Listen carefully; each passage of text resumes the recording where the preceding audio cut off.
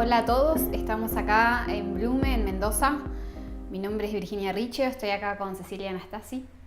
Estamos haciendo este ciclo de entrevistas de constelaciones familiares y la mirada de las constelaciones en relación a diversos temas.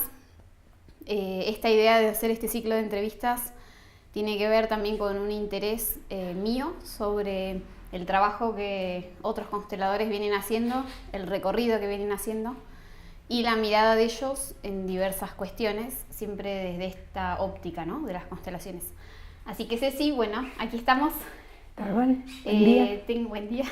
Tenía ganas de que nos contaras un poco, si te parece, cómo ha sido tu recorrido en todos estos años. Obviamente quizás una síntesis de cómo te encontraste con las constelaciones familiares y también con esta trayectoria que vos tenés previa de vida y de muchas cosas que fuiste haciendo durante todos estos años como docente, como astróloga, y cómo en algún momento algo se unió para vos para desarrollar lo que hoy desarrollás y tu propia visión también de las constelaciones familiares, que es propia esa visión, y cómo lo llevaste a cabo, en qué momento se te juntó todo, si es que hubo un momento, o cómo fuiste haciendo ese puente y cómo llegaste hasta aquí. Bueno, primero, la primera cosa que se me ocurre es, de verdad, no tengo idea. Hay algo que está como fuera de mi cálculo. Voy a hacer esto, después voy a hacer la otra cosa, después le voy a dar por acá, después voy a entrar por allá y voy a terminar como consteladora familiar seguro. ¿Sí? No. Fue así de como, entre comillas, de casualidad, enterarme de que había un taller de constelaciones porque vos traías a alguien de Buenos Aires, a Andrea Cadar, y empecé a ir a los talleres. Empecé a ir a los talleres y me empecé a dar cuenta de que la historia de los demás tenía extrañamente o misteriosamente todo que ver con mi historia. Y a medida que los demás en un taller grupal trabajaban lo suyo, me daba cuenta que adentro mío se empezaban a ordenar las cosas, ¿no? Esto hizo que yo me interesara un montón por las constelaciones familiares. Y en cuanto se abrió la formación, sentí que era un momento óptimo para empezar por mí, no pensando en que yo quería ser consteladora familiar, sino sabiendo que asistir a la formación era de vuelta para mí tomar forma. Y a partir de ahí empecé a trabajar y en una oportunidad en una escuela, yo trabajo en una escuela hace un montón de tiempo, estaba yo dando clase en quinto año y una mamá se acercó y me regaló un libro de Marianne Frank que dice "Eres uno de nosotros", y al entregármelo me dijo: esta señora habla de lo que vos haces en el aula con los chicos, que fue muy importante. Me doy cuenta que es inevitable cuando me acuerdo emocionarme. Me emociona porque me acuerdo que le agradezco especialmente a esa mamá el hecho de haberme acercado a las constelaciones familiares. Y ahí me di cuenta que lo que aprendía en las constelaciones familiares no era algo que iba a quedar solamente en el ámbito de un taller de constelaciones familiares, sino que cambiaba mi manera de ver la vida de tal forma que al acercarme a los chicos y a mis compañeros en los trabajos, todo pasaba por ese tamiz, ¿no? Y eso me permitía a mí volver a tener un lugar muy amoroso y de mucha salud, ¿no? Así que bueno. ¿Y cómo es ese tamiz? Y ese tamiz está hecho de una serie de hilitos que tienen que ver con mirar al otro y percibir siempre que viene de un montón de lados, ¿no? Es una manera de vivir de otra manera esto de que usted no salió de un repollo, que lo que escuché de mi vieja hace un montón, y que es cierto, ¿no?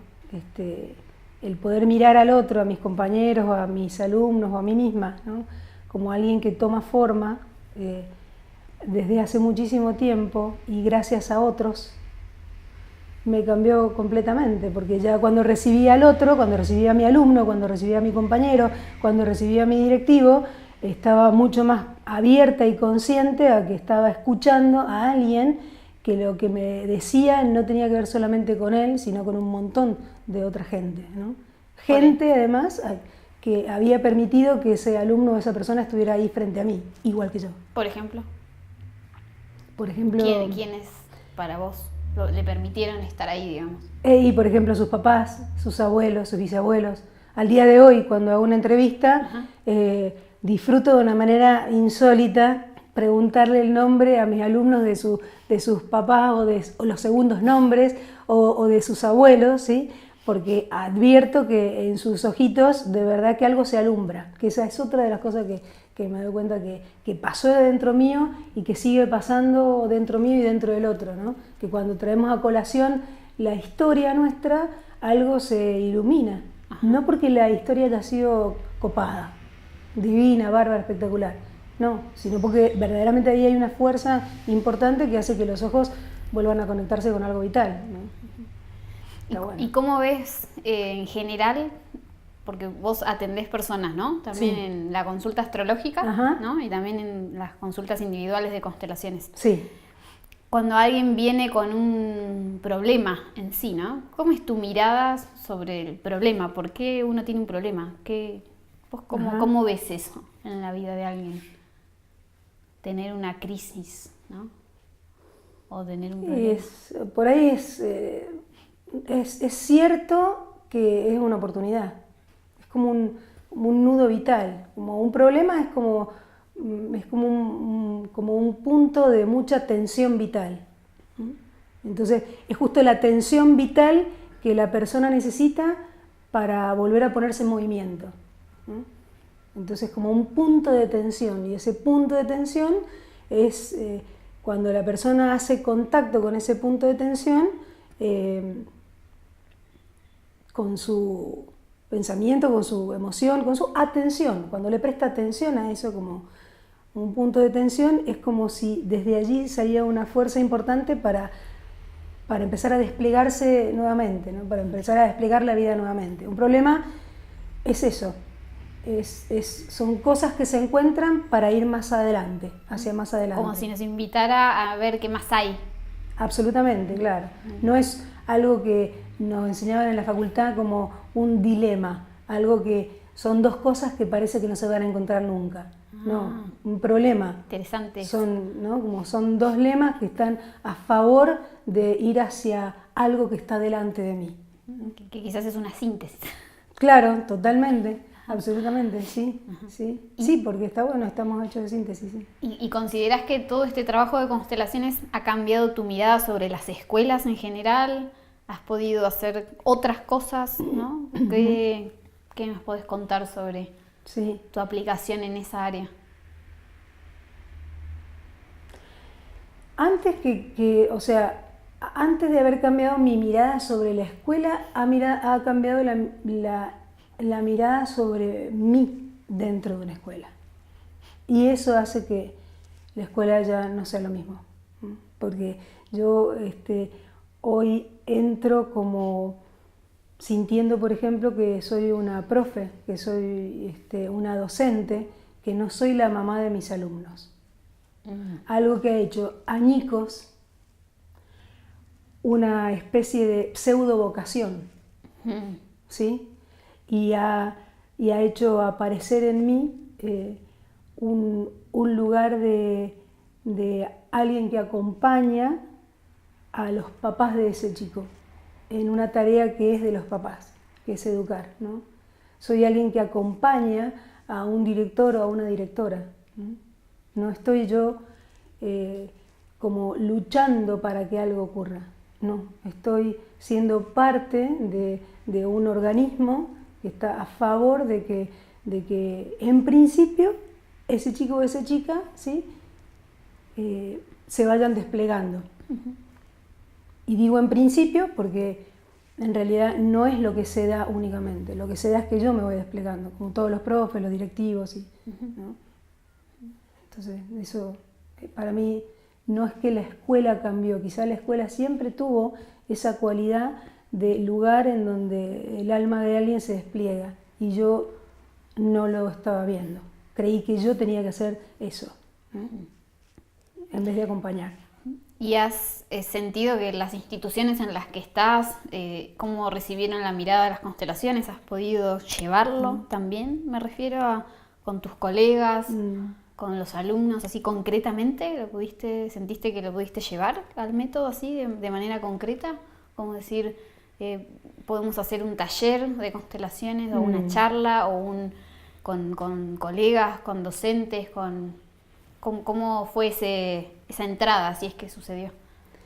Sí, al día de hoy he hecho un montón de talleres, un montón de jornadas, y hay escuelas en las que trabajo en donde es gracioso ya, me resulta gracioso, ¿no? Escuchar a los directivos o a los profes hablar en términos sí, mira, vamos a citar al papá porque no lo conocemos, vamos a citar a la mamá, no, mira, los primeros son tales, los después, no nos pongamos, o sea, mirando dónde estamos ubicados, mirando cómo los miramos, ¿no? Como teniendo un problema un problema pedagógico es un punto de tensión para que el pibe o la piba se despliegue y nosotros también, no es algo que tenemos que acusar o algo por lo que lo tenemos que mirar con pena, ¿no? Y menos algo por lo que lo tenemos que excluir, sino mirar, mira, qué oportunidad, tienen un problema pedagógico, psicopedagógico, bueno, qué oportunidad ¿no? Pero la verdad es que no es tan importante eso, no me ha sido y no me va a ser, me parece tan importante los talleres que pueda hacer como el laburo interno, cotidiano que tengo de siempre revisar cómo yo estoy mirando a mis compañeros, cómo estoy mirando a los papás, cómo estoy mirando a los directivos. Eso no le veo mucho fin. Creo que es un laburo constante, de hace 20 minutos. O sea que por eso también, además de que es un trabajo interno y personal, que es lo que nos venís contando, como también vos el año que viene en Blume también abrimos la formación de constelaciones familiares para la educación, es decir, me interesa saber y ver cómo también, además de ser ese trabajo interno y que obvio no está separado, ¿no?, de lo que uno hace, como que uno hace un trabajo interno y también uno lleva esa herramienta a la vida concreta, a los colegas, a los estudiantes, ¿no? Y sigue siendo un trabajo interno, ¿no es cierto? Sí. Y que siento que de alguna manera vos has podido llevar concretamente la herramienta a una escuela. Sí. O sea que todos esos conocimientos, además de ser siempre un trabajo personal y de estar mirando hacia adentro, también hay maneras de llevar esa herramienta al aula, al encuentro con los docentes, con los directivos, es decir, encontraste una forma de llevarlo a una aplicación, eso, ¿no? Sí, y que a mí me resulta como muy, muy lindo y muy interesante ver cómo hiciste para llevarlo, ¿no? Que me vas contando de que, si entendí bien, es como en vos es como un recorrido interno primero que va abriendo puertas para poder llevar esa herramienta a tu trabajo en las escuelas. Sí. Y que muchas veces te has encontrado, no digo que siempre haya sido fácil, pero que muchas veces te has encontrado con que las mismas instituciones abren sus puertas a esta mirada y que tiene una aplicación real, ¿no? Ahí. Sí. ¿Así es? Sí, he tenido la bendición, de que en principio algunos directivos que me conocían más y confiaban más en que algo bueno podía salir, me dieran el lugar. Y luego directivos que no me conocían, y luego supervisores y supervisoras. Y ahora voy a participar de un congreso pedagógico importante, muy importante, este próximo sábado, y en la ciudad, en Mendoza, y la semana que viene en otro congreso pedagógico donde van todos los que se forman para maestros en Santa Rosa, ¿sí? También un lugar bastante alejado, incluso perceptualmente, del centro de Mendoza. Y la verdad es que es impresionante la posibilidad de hablar de la pertenencia, de la jerarquía, del equilibrio entre dar y tomar, ¿no? en cualquier instancia escolar. Okay. Dentro del aula, en jornadas, ¿sí? Lo que trae como consecuencia es que la gente empieza a estar más presente a su vida y más presente a la vida del otro. Entonces tengo mucha la mirada puesta en que algún día va a ser cierto que estamos educando para la vida. Algún día va a ser cierto esto de que sí, mira, esto es educar para vivir. Entonces está buenísimo. ¿Sí? Por eso vamos a hacer el próximo año, la 4ª edición, porque no me había dado cuenta de eso. Pero es cierto que vamos de la 4ª edición de la formación. ¿Sí? Bueno, muchas gracias, Ceci. Igual. Gracias. Igual.